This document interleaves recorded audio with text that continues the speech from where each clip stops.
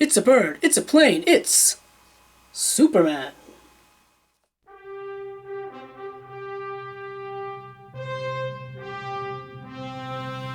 Hello everyone, today I would like to discuss with you one of the most famous stories in DC Comics history, and that is Whatever Happened to the Man of Tomorrow, written by Alan Moore with art by Curt Swan. This collected edition contains 4 issues, 2 of which pertain to the story arc Whatever Happened to the Man of Tomorrow, and 2 are separate Superman stories, both written by Alan Moore. The 2 issues that make up the title story arc, Whatever Happened to the Man of Tomorrow, are Superman 423 and Action Comics 583. The other 2 issues contained in this collected edition are DC Comics Presents 85 and Superman Annual number 11. But first I would like to concentrate on the first 2 issues that are contained in here, and that would be Superman 423 and Action Comics 583. Specifically because these 2 issues are very significant in not only DC Comics history, but a history of the character of Superman, because this storyline, Whatever Happened to the Man of Tomorrow, ended the old continuity that started way back in Action Comics number 1, and with Superman number 1. Action Comics number 1 coming out in June of 1938, and Superman number 1 coming out in June of 1939. So we're talking about nearly almost 50 years worth of stories and storylines for Superman and his many adventures coming to an end in 1986. And the reason why this was happening is because DC wanted to restart their comic book line.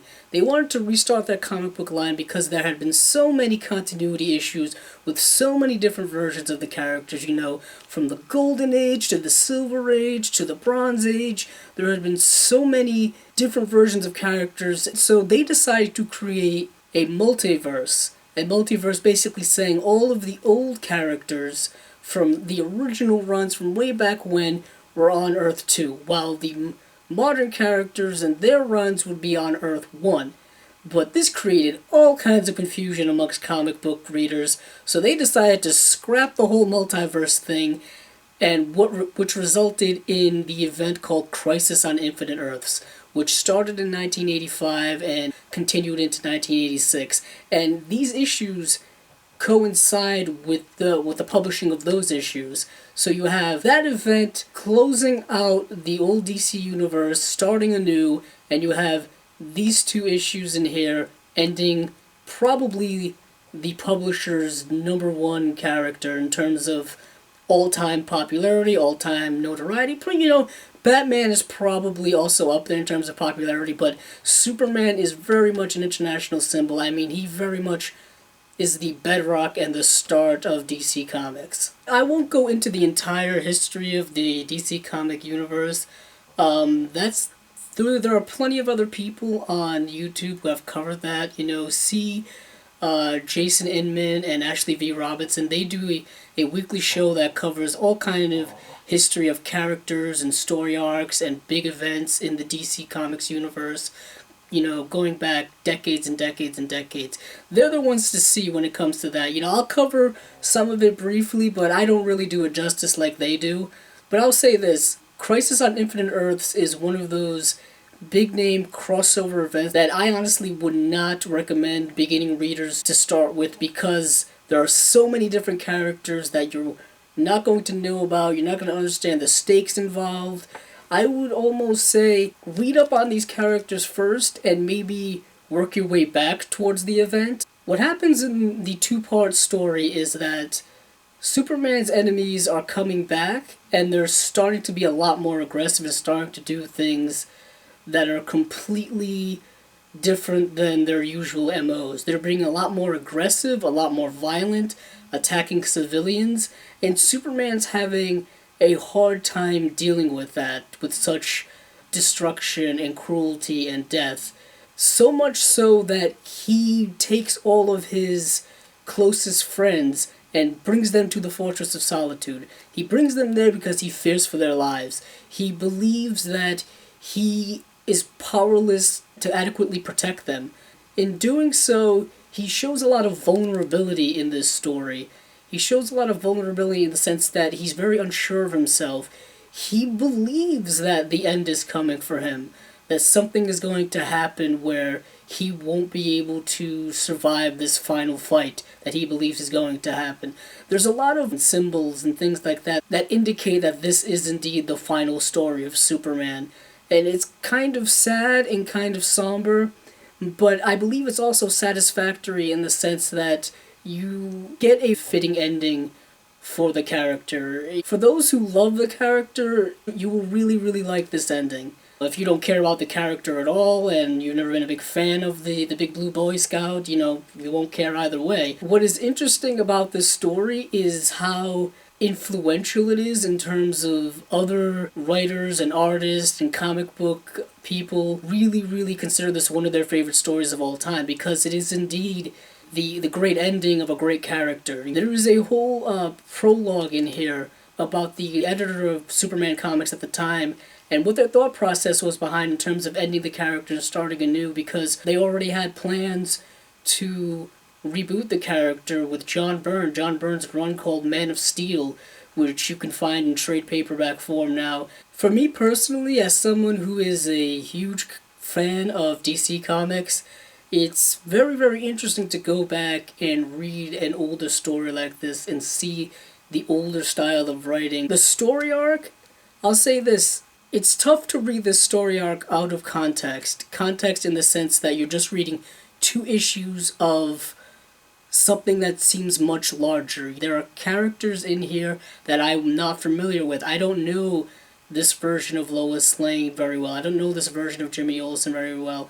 Alana Lang seems to be a big character in the old continuity, not so much in newer versions, so I can't really feel for them. I don't understand who they are, so it's very difficult for me to attach myself to this story, but I will say this, it's very well done. Alan Moore is a top-flight writer. He's one of the most famous writers of all time. He's done, Watchmen is groundbreaking, V for Vendetta, The League of Extraordinary Gentlemen.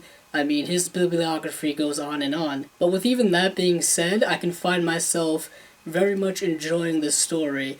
If you are new to comics, I would not recommend starting with this. It's nice to have a nice basis of DC Comics, of Superman, of the world in which he lives in. Otherwise, like I say, context is very, very difficult to throw yourself and immerse yourself into this story, but it is very much still very important, still very groundbreaking in terms of ending a character's run. Well, I want to move on and talk about the other stories and issues in here. After you get through the main story, whatever happened to the Man of Tomorrow, you get into DC Comics Presents 85, which is a Superman and Swamp Thing story. And it's very interesting because while Alan Moore was writing these stories, he was also working on his very famous run in Swamp Thing. Swamp Thing, which he wrote, I believe, from 1984 to 1987. You can find that in trade paperback form, in hardcover form.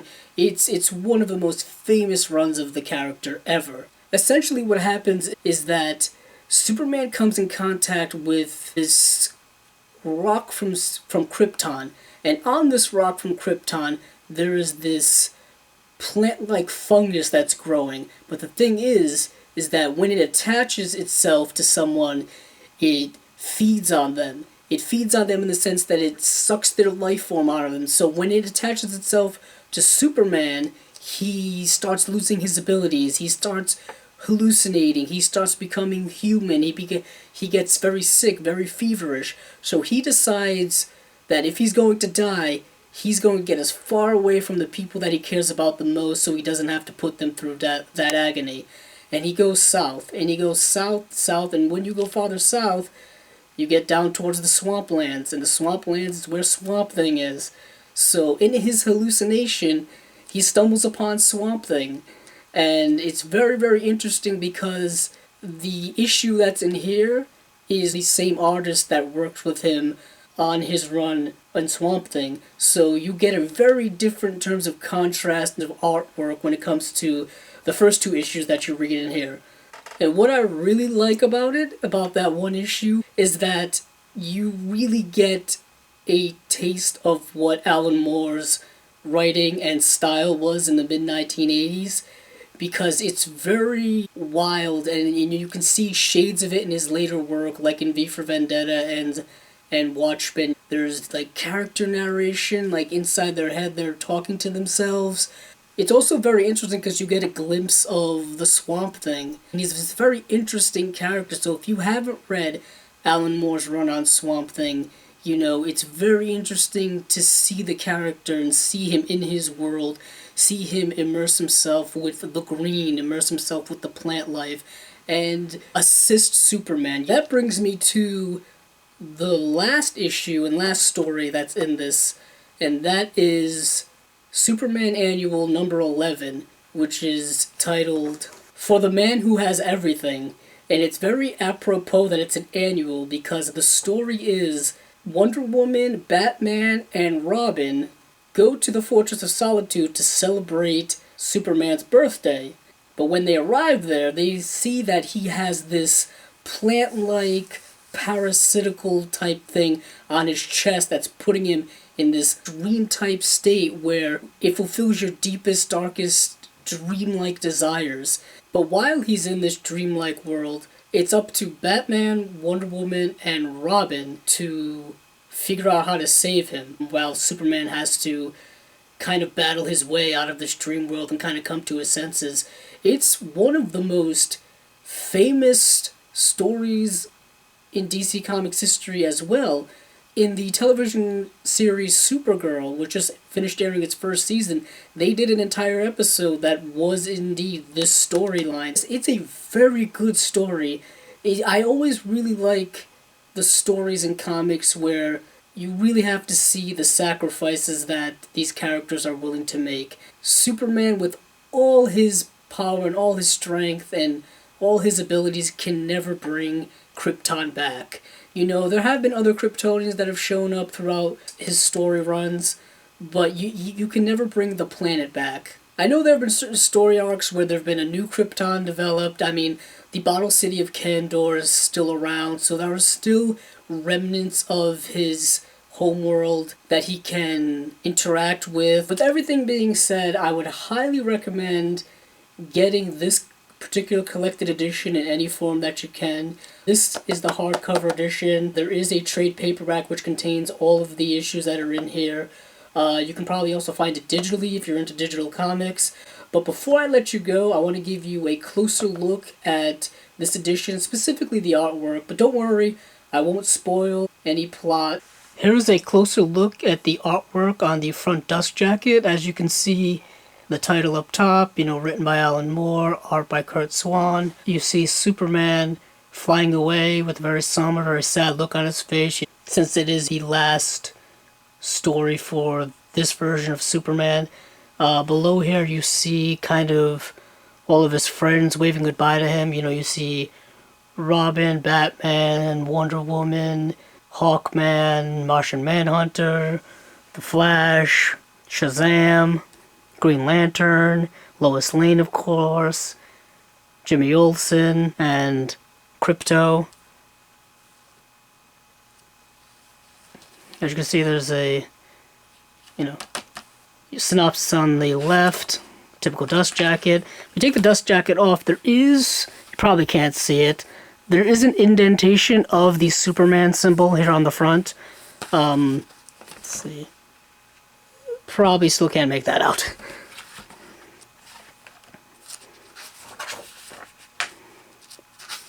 Lovely artwork. This is a very kind of a vulnerable picture of Superman as he realizes that the end is near for him, or believes the end is near for him. And here is what I was referring to before, is the preface with the editor of Superman Comics, who was kind of giving you context of what was happening at the time when they were deciding what to do with the end of the Superman run. Here you have on the left the cover of the individual issue. Back then, issues were 75 cents. This is Superman 423.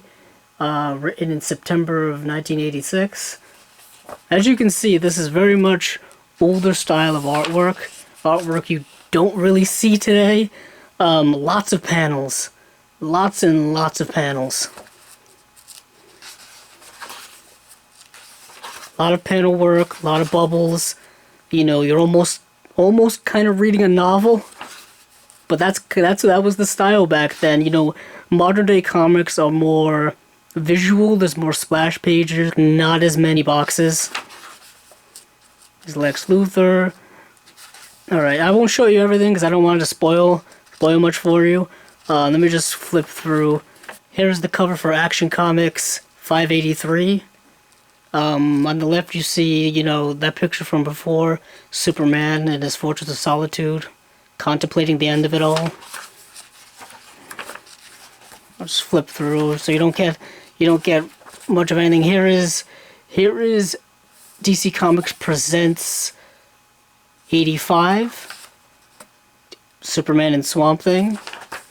The story arc, which I didn't mention before, is called The Jungle Line, which is very, very appropriate. There is the plant-like parasite that's infected Superman. Here's Batman, Robin, and Wonder Woman coming to the Fortress of Solitude and discovering this. What I didn't mention before is that the Robin in the story is not Dick Grayson, the original Robin.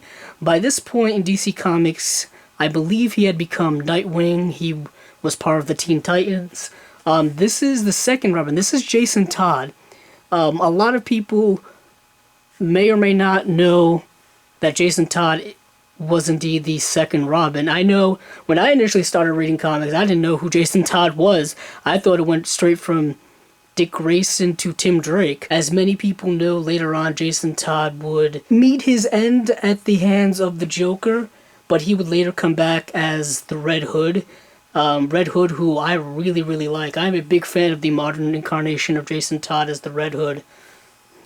So it was very interesting for me to see an older story with Jason Todd as Robin, specifically one from 1985, which was before Crisis on Infinite Earths, or during Crisis on Infinite Earths. That is my review of Superman, Whatever Happened to the Man of Tomorrow, specifically this edition.